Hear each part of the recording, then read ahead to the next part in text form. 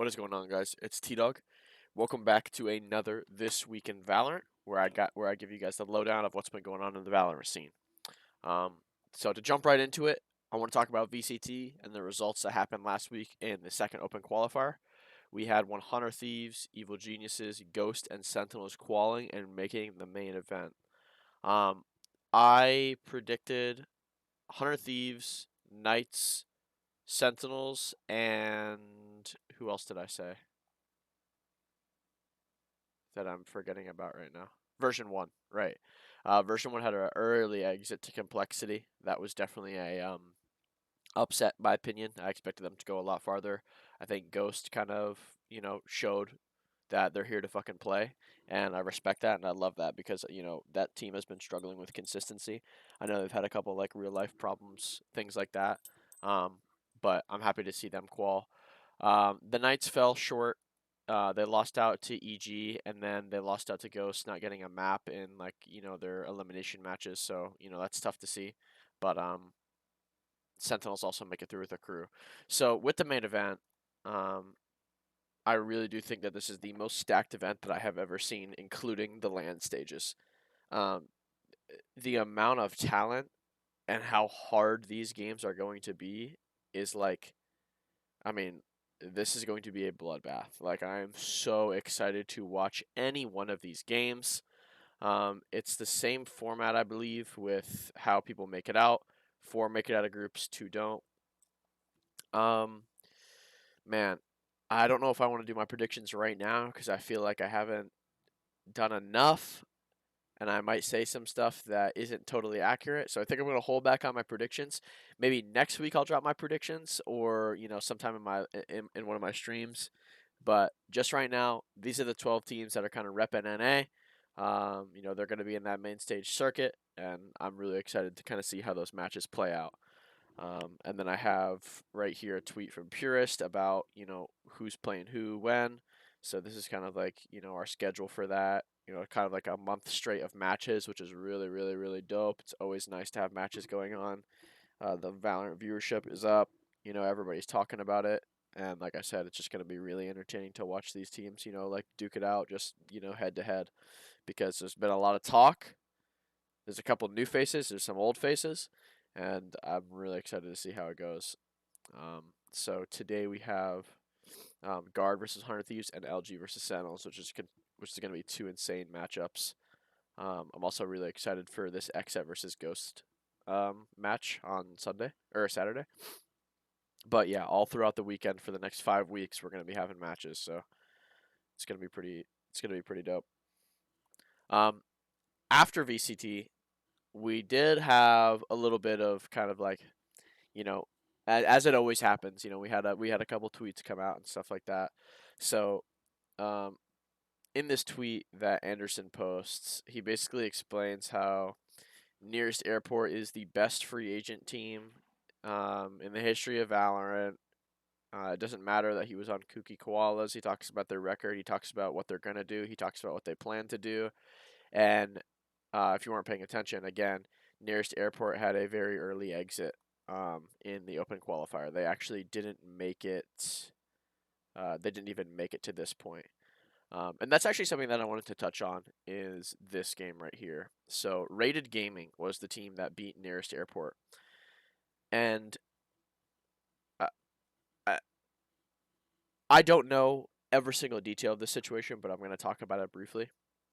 In my opinion, Rated Gaming signed up for VCT planning to lose because 2 people from the team I have heard had personal obligations that weekend and they forfeited their matches in the main event.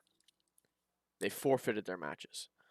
So my question is, why the hell is Rated Gaming playing if they expect to lose because they have something to do the next day if they were to win? Does that make sense? I mean, people are competing for jobs out here, man.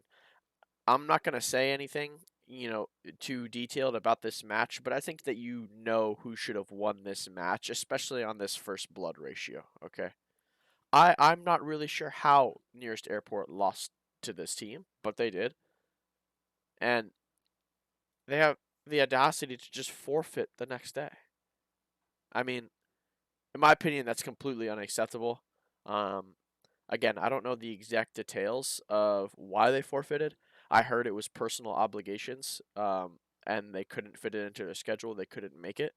I hope that it wasn't, an emergency or anything, like dangerous like that. But from what I've heard, like I said, they just forfeited because they couldn't play that day. So it's like, what are you doing playing in the first place if you can't make it? That's why I said they're planning to lose. You know what I mean? Um, so I was like really disappointed when I saw that. But when that happened, Neon posts, the seven skull emojis. Sim, the duelist from Nearest Airport, claps back with them beating a crew. Kind of everybody's kind of like weighing in on it and shit, laughing, saying all this stuff. Um, I think that the true, funny part about this is what I had posted. So I post karma is a very real thing, and I take a screenshot of what he said, and then I have him in a match going 0-12 on Jet. So it's like I'm just joking, you know what I mean? I'm not trying to beef with anybody, you know what I mean? I think it's just funny, I always think that, waging and like, the troll stuff and the memeing on Twitter is always fun. I'm not gonna lie. Like even with this tweet by Neon, I think this is funny. Um, I don't think he's being mean. I don't think it's anything like that. I think it's all jokes, you know what I mean? And that's exactly what mine was. And I made sure to clarify that when Giovanni asked where I was in VCT. And I told him, I'm like, yo, bro, I'm not trying to be disrespectful. I'm just making a joke. But it is very interesting how stuff plays out, with karma and everything like that. And I also wanted to touch base on Nearest Airport, just because I don't really agree with what Anderson said about them being the best free agent team. Nearest Airport had a really hot start in this game. They played 4 tournaments and they won 3 of them. They were on a huge win streak. Their win loss was insane. And then when they got into VCT, I'm not gonna lie, they kind of fell short a lot. Um, do I think that Nearest Airport is a good team? Yeah, I do. I think they're a great free agent team. Do I think that they're the best? No. I think Bait Academy was better. I think Cookie Koalas was better. I think there's a couple more that you can throw in there and argue, depending on the time frame of them. Maybe you could say the old Pug Stars. Maybe you could say Cosmic Divide. But I don't think that they're the best free agent team to ever do it. And the reason that I say that is just because of their shortcomings in VCT. So does a Nerd Street win matter? Yes, it does. But does VCT matter a lot more? Absolutely. There's something called a honeymoon stage in a team where there's no VODs on how you play. No one knows the setups or comps that you like to run. They can't see anything because there are no VODs. There's no video of you playing. You haven't been on a stream, so you do have that surprise factor. You do have that independent variable of necessarily randomness because people have to learn how you play when they're in the server.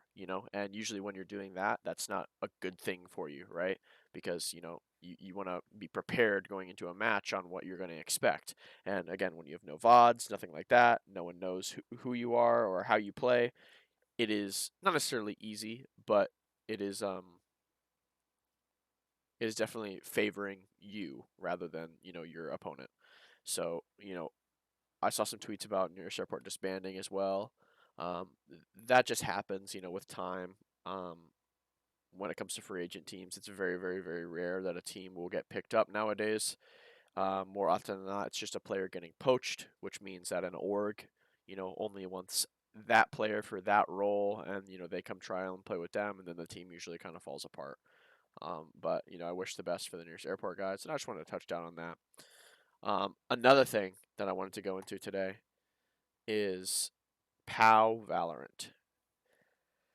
So I don't have the video anymore. It's been taken down. I didn't bother saving or anything like that. But POW was, and this is my own words from what I have read online, okay? This has a chance to not even be correct, okay? I am just going to say what I saw online. This could be true, this could be false. POW was at a nightclub or something like that.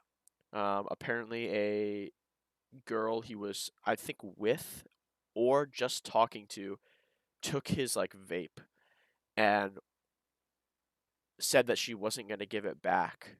I don't know why she did that, and again, I'm not sure if that's 100% true. That's just what I've heard. So I think Pao had a little. I think he had something to drink here. I'm not 100% sure. Just by the video and how he was talking and moving, I could kind of like make that inference. Um, in this video, he ends up shoving her with his arm like this. He kind of pushes her back. Um, and with that, this girl here gets upset and she ends up punching him in the side of the head while he's like running away from the situation. He's trying to back up.